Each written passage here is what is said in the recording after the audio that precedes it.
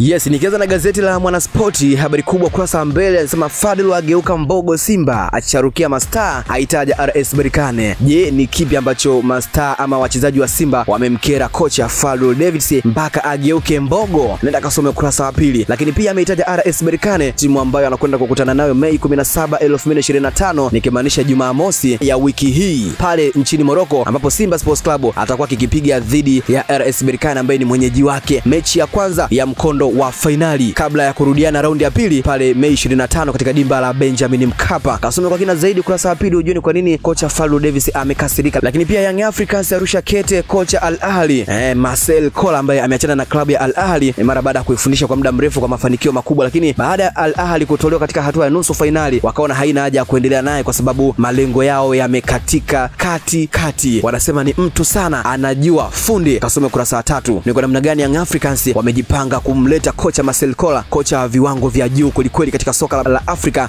na duniani pia. Lakini pia ikumbukwe Young Africans leo Jumanne majira saa 10:15 jioni uwanja KMC Complex kitakwenda kupigika kweli yeye dhidi ya Namungo FC Southern Killer wauaji wa kusini. Lakini pia Azam FC ya ubingwa hii hapa, kasome kurasa 12 ni ipi? Ikumbukwe mpaka sasa Azam FC ameshatolewa kwenye mbio za ubingwa, lakini Azam ya ubingwa ni ipi? Je, ni ya msimu ujao ama ni ipi? Kasome kurasa 12 katika gazeti hili la Mwanaspoti. Ligi kuu bara kuendelea leo pia Azam FC dhidi ya Dodoma Jiji majira saa 1 kamili usiku uwanja Azam Complex pale Chamazi. Kocha Manchester United ametajwa kung'atuka pindi msimu huu utakapokwisha. Hizo ni tetesi, ukweli bado tunasubiri. Lakini pia Mbappe na rekodi ya kazi bure, rekodi ya kufunga hat-trick kwenye mchezo dhidi ya Barcelona akiweza kufunga mabao 3 licha ya kichapo cha mabao 4-3, kaonekana hata kazi aliyofanya ni sifuri pia. Lakini pia Ken Gold Pamba mechi ya upande mmoja ni ipi? Nenda kasome. Kumbuka Pamba Jiji pia anahitaji kupata matokeo ya namna yoyote ile ili kutokumpa matumaini yoyote Kagera Sugar, kwa sababu atakapofungwa Pamba Jiji manaki Kagera Sugar atapata nguvu ya kumalizia mechi 2 zilizobaki. Sasa hilo wao hawalitaki. Nikemea gazeti la Taifa Tanzania, habari kubwa nasema Yanga kusaka alama 3 dhidi ya Namungo leo. Alama 3 muhimu. Young Africans pia ikumbuko yupo kwenye pressure. Simba Sports Club amemaliza viporo vyake vyote na sasa yuko mkuku unyayo kwa unyayo dhidi ya Young Africans. Hivyo Young Africans yupo kwenye pressure ya kutafuta pointi 3 za lazima, kwa sababu akijiroga akapoteza pointi 2 au zote 3 siku ya leo, basi atakuwa kwenye pressure kubwa sana. Manake ni kwamba mchezo utakaofuata Simba kishinda, Young Africans atalazimika kusubiri alama 2 nyuma ya Simba Sports Club, kitu ambacho Young Africans hawezi kukifanya na viongozi wanalijua hilo. Tetesi za soka Ulaya, Leroy Sane njia panda Bayern, kiungo mshambuliaji wa timu ya Bayern Munich Leroy Sane yuko njia panda